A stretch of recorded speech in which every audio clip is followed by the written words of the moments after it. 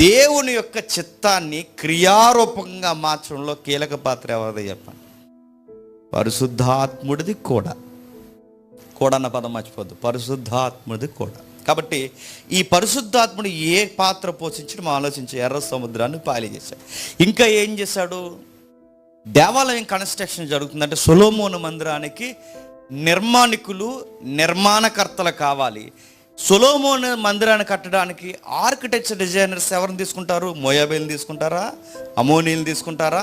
పెరిజీలను తీసుకుంటారా? వీళ్ళు ఎవరిని తీసుకోకూడదు, తీసుకోలేదు. మరి ఎవరిని తీసుకున్నారు? వారు ఎవరిని తీసుకున్నారంటే ఉల్లిపాయలు దీన్ని ఇటుకలు చేసుకుని ఏ ఎడ్యుకేషన్ డిపార్ట్మెంట్లో ఏ నైపుణ్యత లేని ఇశ్రాయేలీల్లో చేతగానోల్ని నిపుణత కలిగిన నాయకులుగా మార్చింది ఎవరు? పరిశుద్ధాత్మ. ఇంకా చేతగాని 70 మందిని, చేతగాని నాయకులు అంటే నాయకత్వం అంటే తెలియదు వాళ్ళకి. ఐగుప్తులు ఇటుకలు చేయడం, సాయంత్రం